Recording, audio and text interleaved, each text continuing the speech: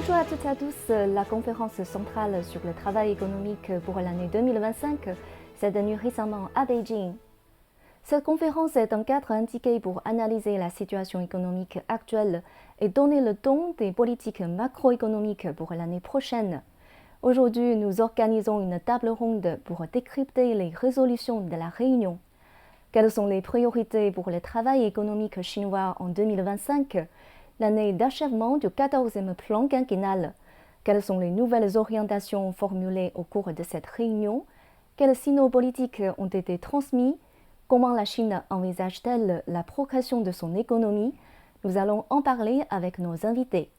J'ai le plaisir de recevoir sur notre plateau M. Zhao Yongshen, chercheur à l'Académie de l'économie ouverte de Chine, de l'Université de commerce international et d'économie de Chine. Bonjour.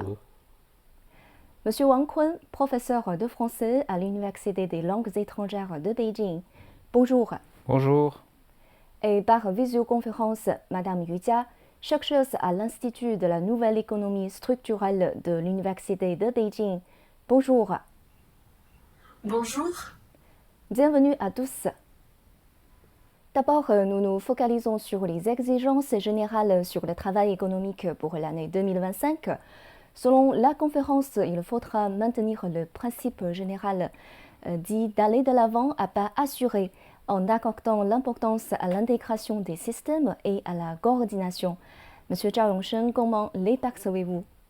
Merci de votre question, mais en fait, c'est-à-dire qu'il faut d'abord savoir le contexte de cette conférence et de l'économie de 2025. Globalement parlant, aujourd'hui, alors on vit surtout dans un monde qui est plein d'incertitudes.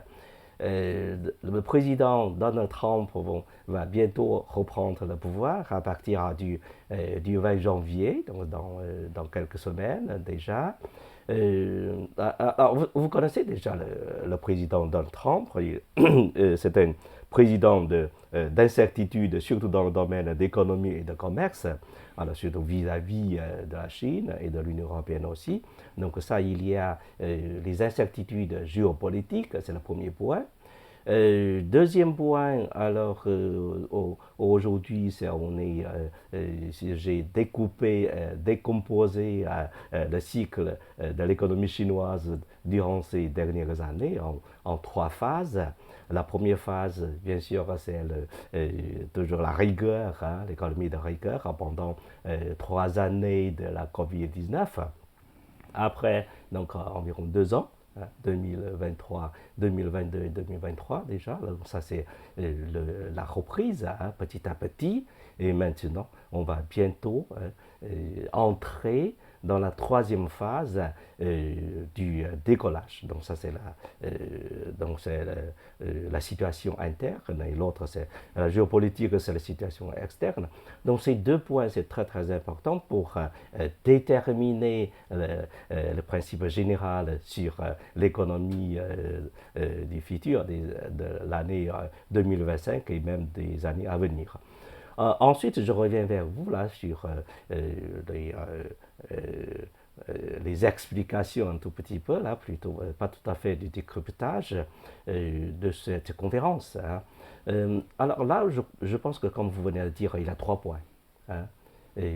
Aller de l'avant, à pas assurés, en accordant la coordination, l'intégration et la coordination. En fait, il laisse à comprendre, il y a 3 choses. Alors, il y a le but. Le but, c'est quoi? Le but, c'est aller de l'avant. Mais économiquement parlant, veut dire qu'il faut assurer au moins une croissance positive, 5% ou 4%, peu importe, mais il faut avoir une croissance positive. Donc, c'est le but. Dans ce principe, il y a aussi la façon, alors de quelle façon qu'on va réaliser ce but. Donc là, c'est, on va dire, à pas assurés. À pas assurés, on peut aller de l'avant, même lentement, mais sûrement.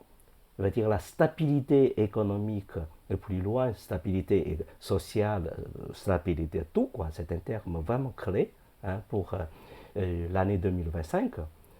Ensuite, c'est le moyen, c'est l'intégration et la coordination. Mais l'intégration et la coordination veut dire quoi? Veut dire, chez nous, il y a beaucoup de systèmes.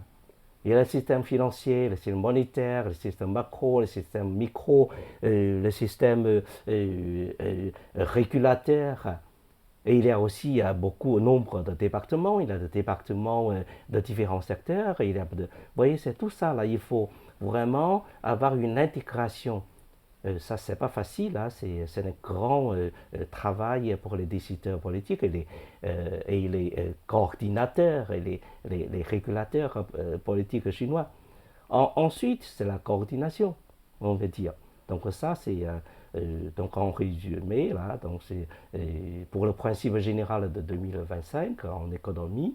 Donc c'est il y a le but, il y a la façon, enfin, il y a le moyen. Merci. Monsieur Zhang Shen, merci pour votre explication. Vous avez mentionné tout à l'heure des systèmes monétaires et budgétaires. En effet, pour le travail économique de l'année 2025, des politiques macroéconomiques plus proactives et plus efficaces devraient être mises en œuvre, y compris une politique budgétaire plus proactive et une politique monétaire modérément souple.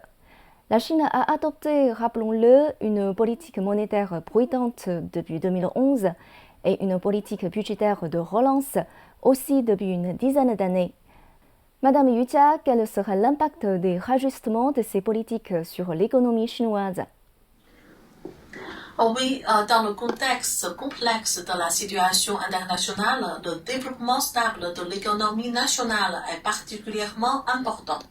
Le monde d'affaires et les acteurs économiques accueillent très favorablement la politique budgétaire plus proactive et la politique monétaire modérément souple décidée par la Conférence centrale sur le travail économique.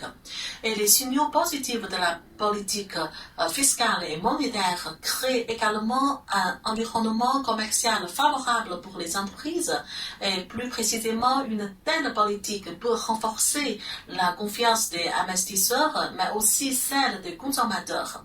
Et du point de vue des investisseurs, le gouvernement a souligné particulièrement l'amélioration des rendements de l'investissement et l'amélioration de l'efficacité de l'investissement dans l'économie réelle.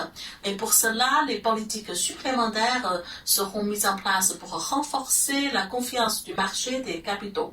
Et cela inclut promouvoir davantage le marché des capitaux à long terme, le capital patient, améliorer l'efficacité des services financiers dans l'économie réelle. Et lorsque les investisseurs sont pleins de confiance dans l'avenir économique, les entreprises sont plus disposées à augmenter leurs dépenses en capital, entraînant la croissance économique. Et du point de vue des consommateurs, une telle politique fiscale et monétaire est bénéfique à l'amélioration du niveau de vie de la population, en particulier l'augmentation des revenus et la réduction des charges pour les groupes à faible et moyen revenus, et améliorant ainsi la capacité, la volonté et le niveau de consommation. Et l'État augmentera la pension de retraite des personnes âgées et fournira une subvention financière pour l'assurance maladie des résidents des villes et des campagnes. Avec une telle politique, les gens sont plus disposés à consommer et entraînant ainsi une croissance économique. Et donc, on peut dire que la confiance est plus importante que l'or et que cet ajustement des politiques par la conférence nous a donné cette confiance. Merci Yu Jia pour votre analyse. Tout à l'heure, Madame Yu Jia a mentionné la consommation. La Chine stimulera vigoureusement la consommation, améliorera l'efficacité des investissements et accroîtra la demande intérieure sur tous les fronts. Cela se figure en tête des 9 tâches clés pour 2025. Monsieur Wang Kun, que signifie l'accroissement de la demande intérieure sur tous les fronts et quelles sont les orientations de la stimulation de la consommation à l'avenir? Oui, effectivement, donc si nous regardons un petit peu cette politique, il mentionne cette consommation à tous les fronts, c'est-à-dire d'habitude on a l'impression que la consommation c'est une question des habitants normalement dans leur vie privée, mais en réalité, aujourd'hui, quand nous considérons la consommation, c'est en fait d'une manière générale de l'économie nationale. C'est-à-dire que du côté privé, bien sûr, tout à l'heure, Madame Yudia avait mentionné qu'on va soulager la pression des habitants sur leur loyer, sur leur maladie, etc. Donc, pour leur permettre d'oser, d'avoir plus de confiance à consommer. Par exemple, au sein d'une famille, on peut envisager qu'ils changent leur, par exemple, électroménager par de nouvelles machines, voire les machines intelligentes, etc.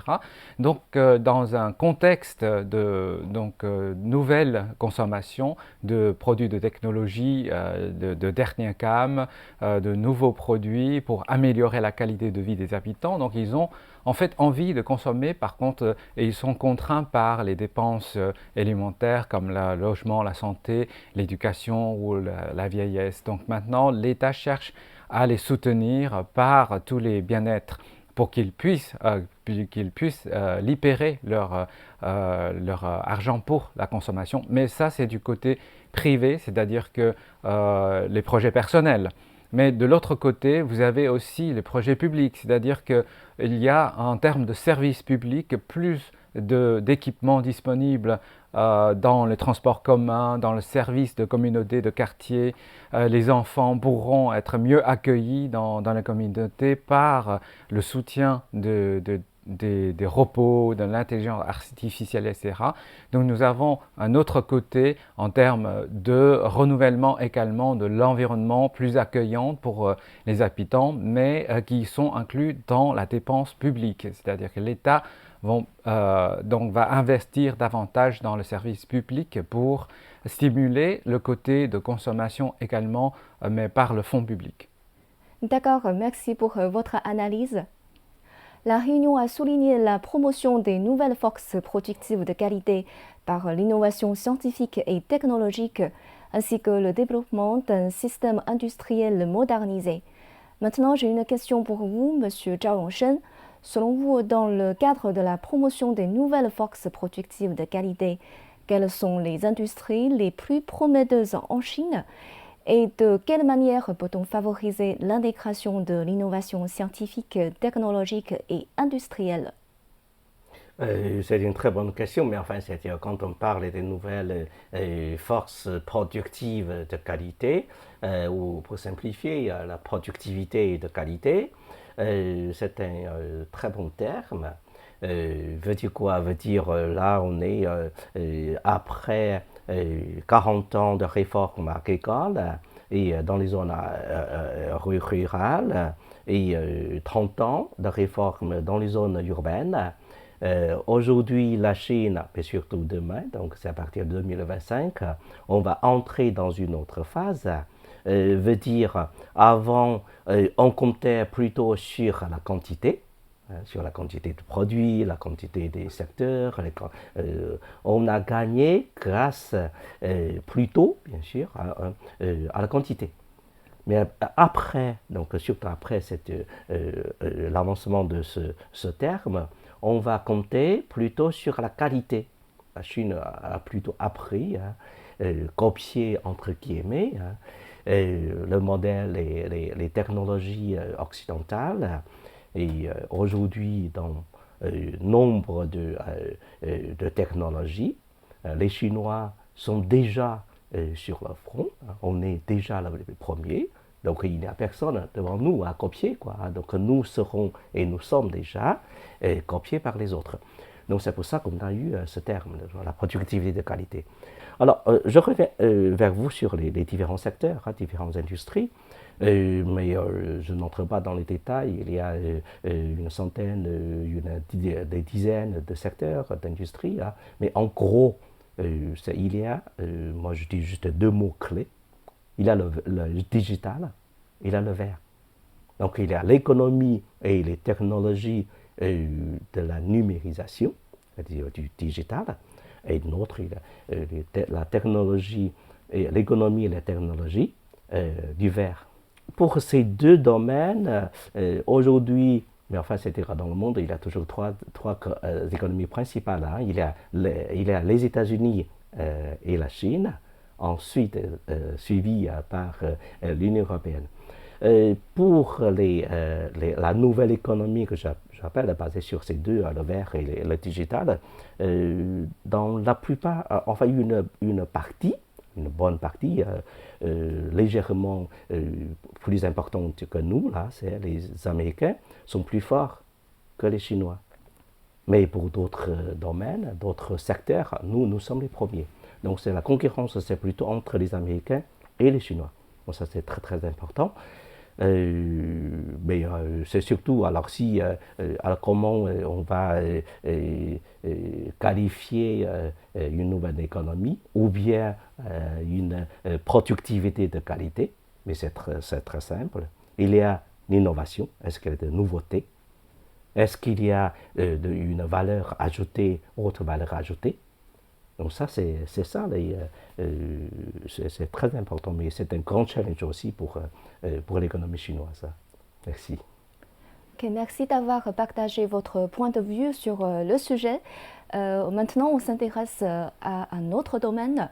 Selon la Réunion, il est important de prévenir et d'atténuer efficacement les risques dans les secteurs clés afin de garantir qu'aucun risque systémique ne se produise. Par exemple, les efforts doivent porter sur la stabilisation du marché immobilier. Monsieur Zhao Hongsheng, que peut-on attendre du développement du marché immobilier pour l'année 2025? Merci, c'est une très bonne question. On vient de discuter avec notre collègue Wang Kun sur l'immobilier. En fait, quand on parle du secteur d'immobilier, on pense tout de suite aux risques, tout de suite aux crises financières. Alors là, je veux vous assurer, la Chine est et sera le seul pays dans le monde, mais pas tout à fait seul, mais ensemble avec la France par exemple, hein, mais l'un des seuls pays dans le monde, l'une des seules économies dans le monde qui peut éviter des risques financiers d'immobilier. Ça c'est très très rare. Alors, je vous donne un exemple, toujours pour l'immobilier. Alors l'immobilier, on parle d'abord du premier paiement. Alors, pourquoi on a eu la crise en 2007 là, aux États-Unis, il y a la crise de subprime, c'est à cause du manque de prudence, c'est à cause du manque du premier paiement imposé. Chez nous, en Chine, si vous voulez acheter un immobilier, il faut d'abord payer le premier paiement. Avant, c'est à partir, tout au début, c'est 25%, après c'est 25%, après c'est 30%, 40%, 50% et 60%. Bien sûr, aujourd'hui, ça baisse. Hein, ça baisse pour stimuler le marché. Mais toujours, il y a un premier paiement imposé. Et cette somme est très, très importante. Si vous pouvez payer, par exemple, 10 millions déjà hein, comme premier paiement, vous avez sûrement à 100% la capacité de payer le mensuel, le paiement mensuel. Donc c'est ça pour nous. Hein, on a toujours oublié ça dans les discussions financières. Alors en France, c'est différent.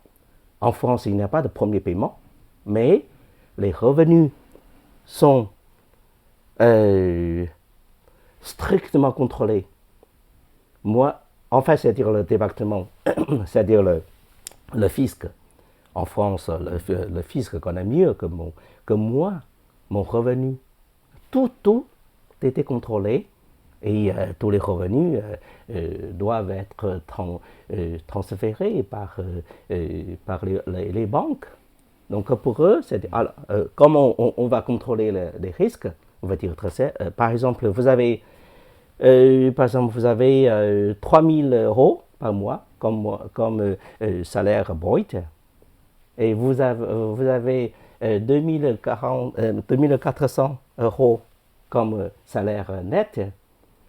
Alors, combien de crédits qu'on va avoir auprès de la banque? Mais c'est très simple, il faut diviser par 3.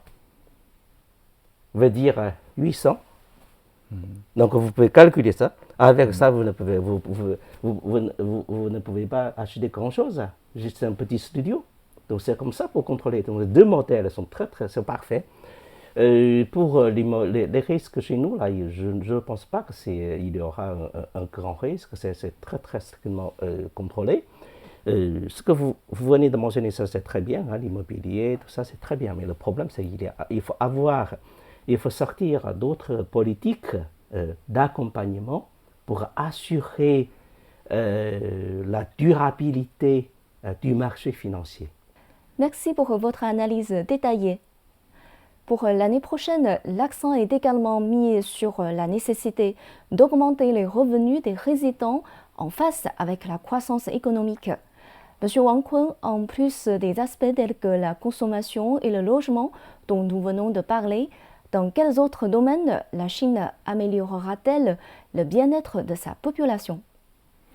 Oui, en fait, M. Zhao avait mentionné déjà les aspects très importants. Donc, il faut de la confiance. Madame Yu a dit que la confiance vaut de l'or. Mais pour que les habitants dépensent réellement donc leur épargne sur le marché, il faut qu'ils soient assurés. Donc, on a dit tout à l'heure que leur salaire doit être garanti, leur investissement dans le logement doit être garanti, même leurs investissements dans le marché de stock, etc. Et je pense que le plus important, notamment pour la grande masse populaire, c'est qu'ils soient assurés par les politiques de bien-être social. D'abord, à commencer par les soins médicaux, ils doivent avoir suffisamment de remboursement dans leurs dépenses de traitement de maladies, notamment pour les maladies graves qui parfois impose une dépense financière très lourde de la famille. Donc aujourd'hui, les Chinois ont besoin que le gouvernement investisse davantage dans leur assurance maladie. Donc comme ça, ils seront assurés que quand une personne de la famille tombe malade, leur situation économique ne va pas empirer à cause de cette maladie. Donc comme ça, ils peuvent s'engager dans les projets à long terme. Donc, au lieu d'épargner pour se prévenir de cette maladie. Alors, dans d'autres projets comme l'éducation des enfants aussi, donc l'éducation aujourd'hui, bien sûr, on a connu déjà beaucoup de réformes en termes de la formation des enfants. Il faut donner plus d'orientation, de possibilités d'évolution des enfants dans différents domaines comme à part l'éducation générale, il y a aujourd'hui l'éducation professionnelle qui seront professionnalisantes, qui sont orientées vers les nouveaux métiers en lien avec l'intelligence artificielle, le mécadata, l'algorithme, etc., etc. Donc la nouvelle technologie appelle des nouveaux talents que nous devons former dans l'avenir. Donc aujourd'hui, dans l'université, dans les écoles de formation professionnelle, on a besoin que les jeunes aient cette confiance donc, en leur avenir. Donc cela veut dire que l'État doit donner plus d'orientation, plus d'opportunités, et ce qui se traduit par les projets de différentes sortes, comme les projets de l'État puissant, etc., donc qui recrutent les jeunes de grands talents, qui s'orientent vers la mathématique, la créativité, l'innovation technologique, etc. Donc là, c'est l'éducation. Donc bien sûr, nous parlons du vieillissement des pensions de retraite, mais à part ces retraites, je pense qu'aujourd'hui, l'État va investir également dans la construction des maisons de retraite et l'amélioration de conditions d'accueil des personnes âgées pour qu'ils puissent mieux prendre leur temps de se reposer avec notamment la nouvelle technologie, les repos, l'intelligence artificielle qui entrent dans le traitement des personnes âgées. Donc je pense que c'est aussi un domaine qui nécessite beaucoup d'investissement, mais qui appelle également aux Chinois de s'intéresser à ces domaines-là. Donc il y a donc beaucoup de choses à faire. Par exemple, je ne vais pas entrer en détail comme le transport vert, comme on a mentionné, mais aussi intelligente. Les villes intelligentes, les voiries intelligentes, beaucoup de nouvelles technologies vont vraiment entrer dans notre vie quotidienne sans qu'on prenne la conscience.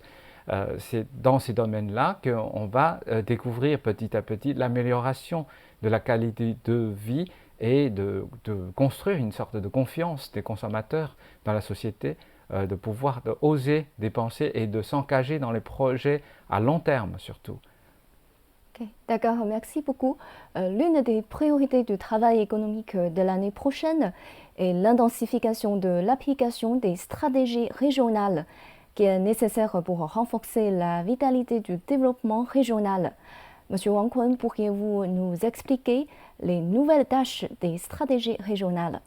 Oui, effectivement, parce que comme vous savez, comme nous savons tous que l'économie chinoise souffre de ce déséquilibre de développement, malgré les différents projets que nous avons mis en place. En fait, l'économie chinoise sont divisées en plusieurs zones, régions économiques qui sont dotées de caractéristiques très différentes. Par exemple, les villes les plus développées, les mégalopoles, sont donc caractérisées par leur innovation technologique, par exemple, dans différents domaines, dans le domaine de recherche scientifique, dans l'investissement financier comme à Shanghai ou à Shenzhen, dans l'innovation et la manufacture de dernière gamme, dernière génération, etc.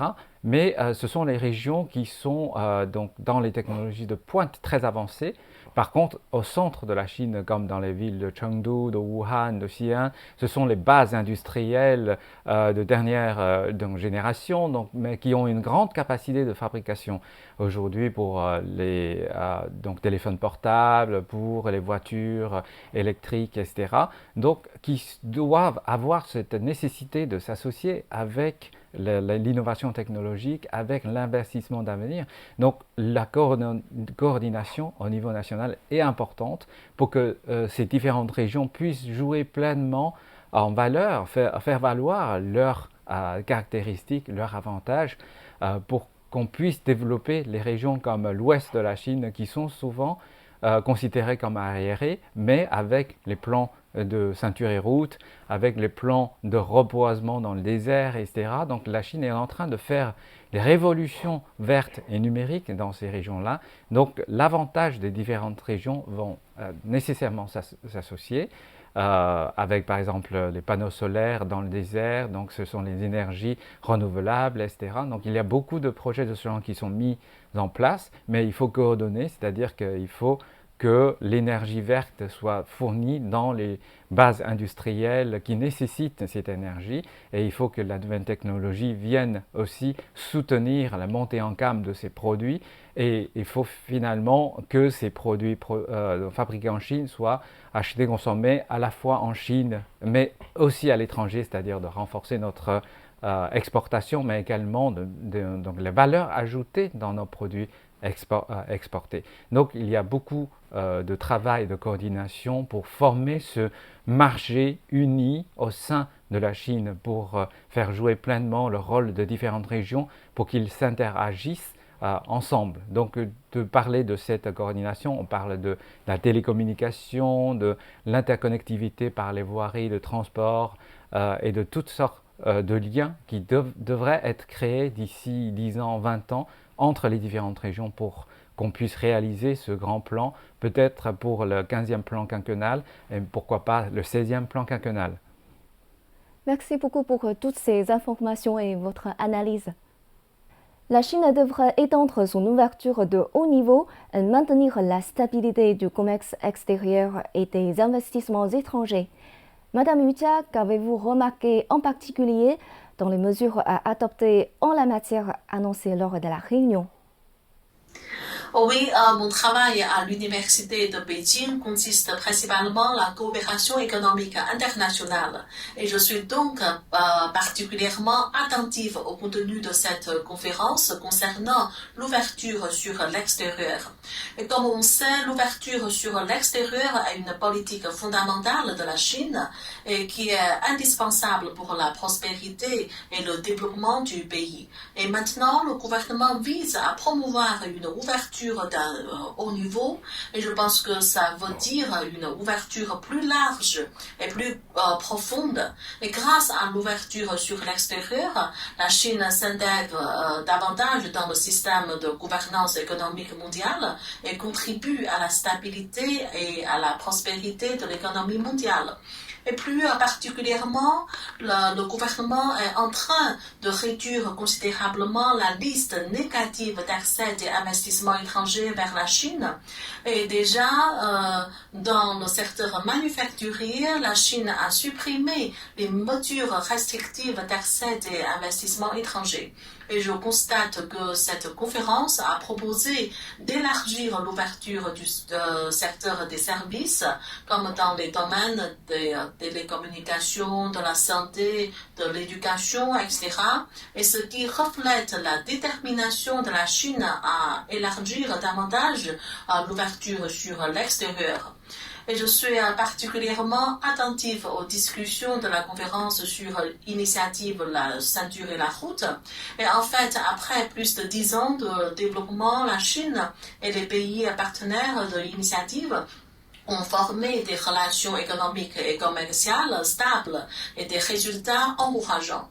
Et maintenant, cette conférence a proposé de promouvoir une coopération de haute qualité dans le cadre de l'initiative La ceinture et la route et a décidé de renforcer le système intégré des services pour mieux investir dans les pays étrangers.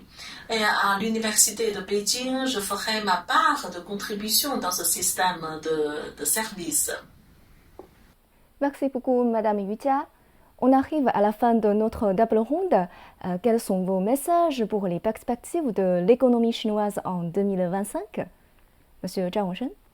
Ce sera une très bonne année, 2025. Je suis optimistique, mais avec prudence.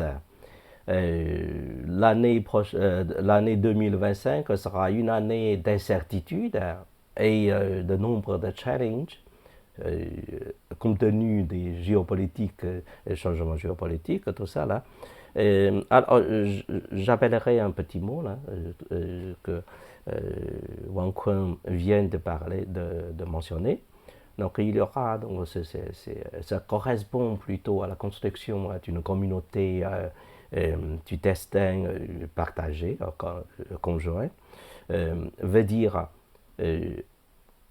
on peut s'enrichir, une partie de la population peut s'enrichir, mais il ne faut jamais oublier, il y a encore une autre couche, une autre classe, je ne sais pas comment on va appeler, mais une autre partie de gens qui sont encore en difficulté.